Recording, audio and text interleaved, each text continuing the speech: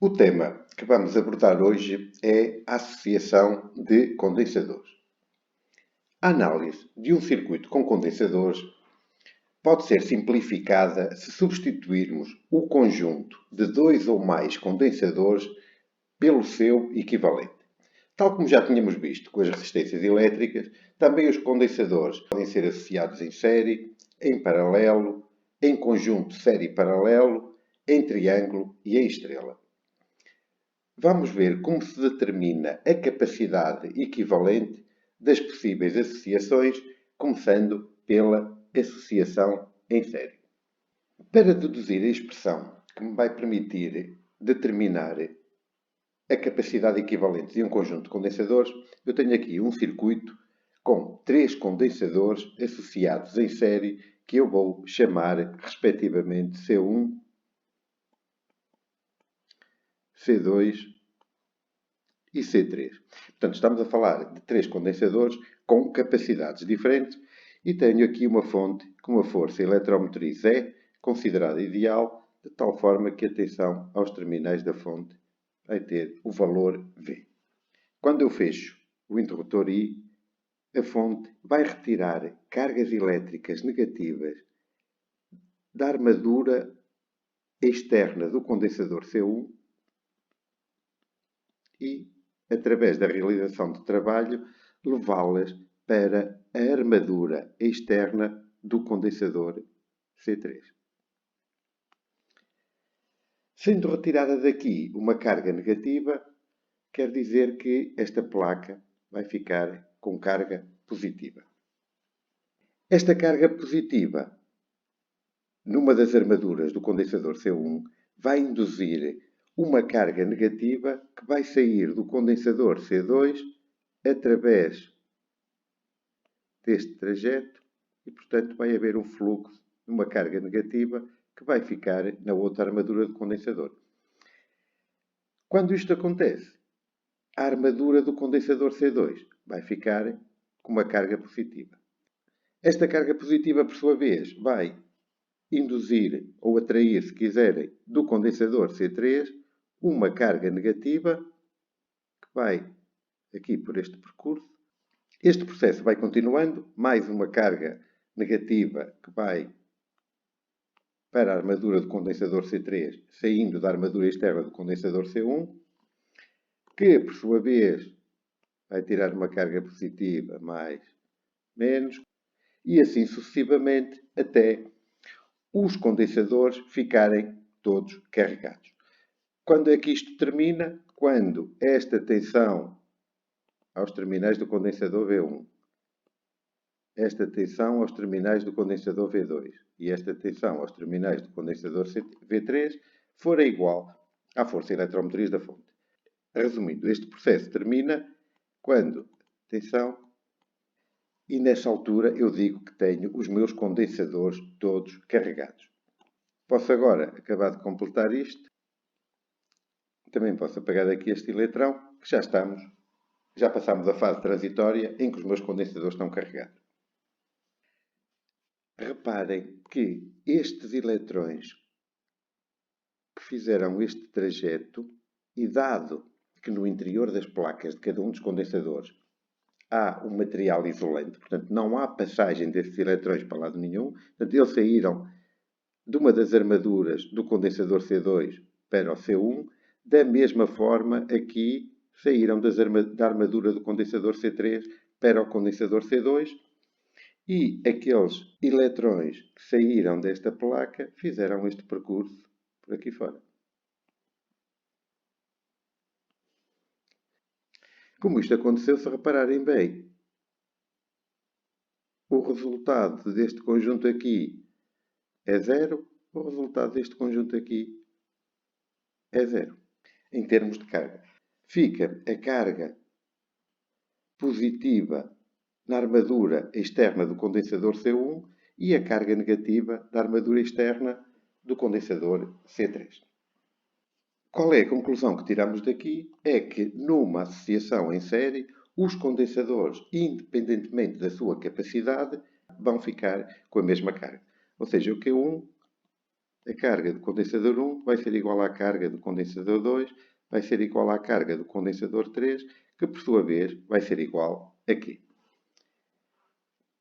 Qual é o objetivo que nos tínhamos proposto? É determinar uma capacidade equivalente, portanto um C equivalente, de tal forma que para o exterior, ou seja, a fonte que me está a carregar aqueles condensadores, não note diferença nenhuma.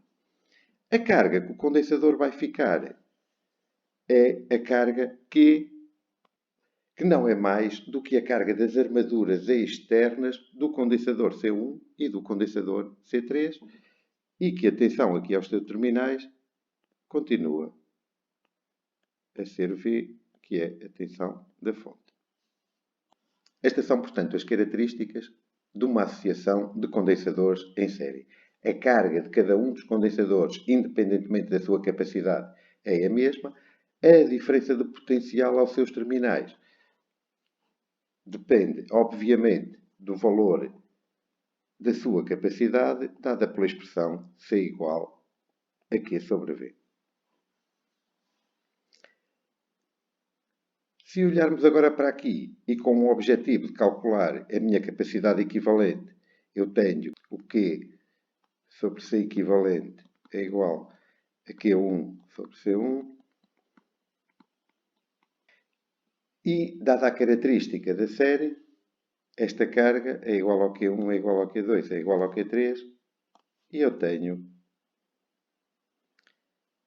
Q1 sobre C equivalente é igual a 1 sobre C1 ou, se quisermos generalizar para N condensadores em série, eu digo que 1 sobre C equivalente é igual ao somatório de 1 sobre C.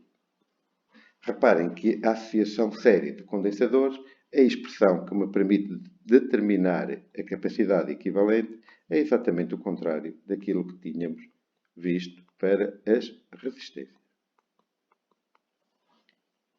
Portanto, não esquecer, em série, todos os condensadores ficam com a mesma carga, a tensão é diferente e verifica a lei de Kirchhoff, portanto, a tensão aos terminais da fonte é igual à soma da tensão aos terminais do meu condensador e a capacidade equivalente calcula-se com a mesma expressão como se fossem resistências em paralelo.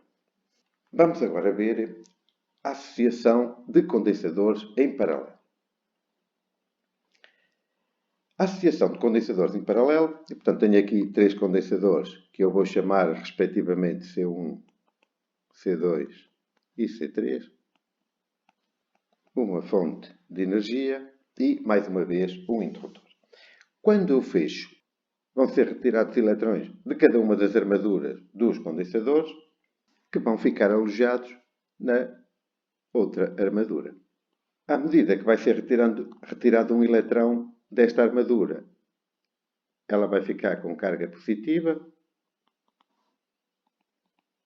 e este processo vai continuar até os condensadores estarem praticamente carregados e isso acontece quando esta tensão aos terminais de cada um dos condensadores, V1,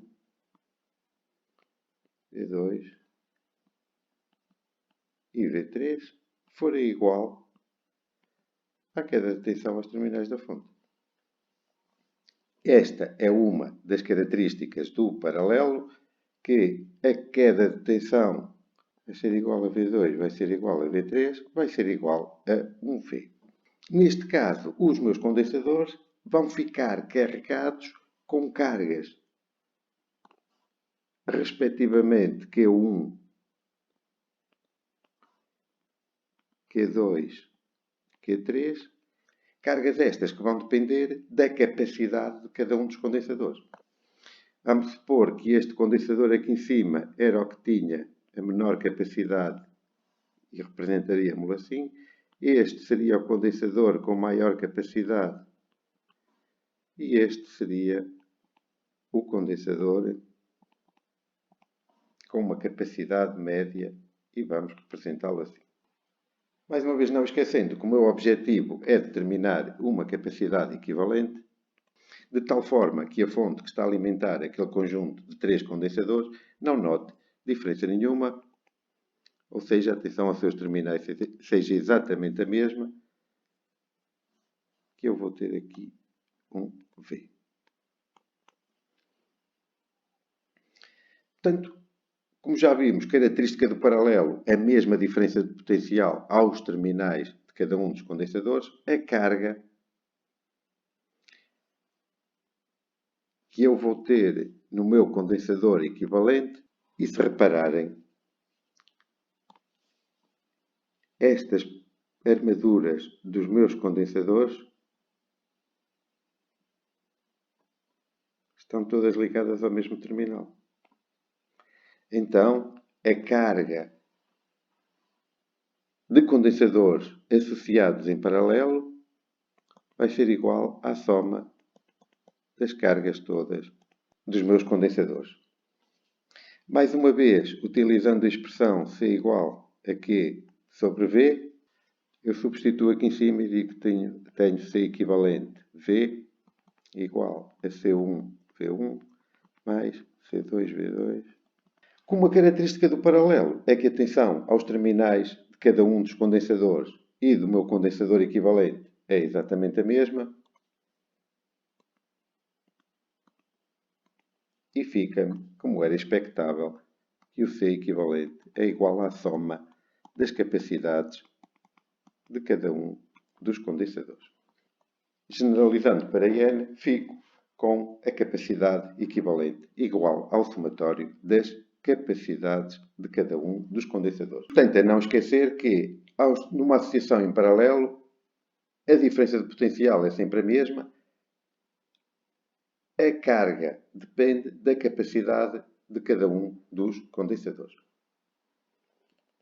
Temos ainda que, por vezes, os condensadores também podem ser associados em estrela ou triângulo e, como sabemos, são situações que não estão nem em série em paralelo, porque nem têm a mesma carga, nem a diferença de potencial aos seus terminais é a mesma, e nessas situações, quando eu quero simplificar um circuito, preciso de fazer uma transformação ou estrela-triângulo ou triângulo-estrela. As expressões que me permitem fazer essa transformação, e sem estar aqui a fazer a dedução das expressões, e as expressões que se obtêm são. E de igual modo, podíamos também obter as expressões que me permitem fazer a transformação estrela em triângulo, que vou apresentar. Com essas transformações, permitem-me, num circuito, simplificá-lo de forma a que o resultado já me possa ficar em série paralelo e eu poder simplificar o meu circuito.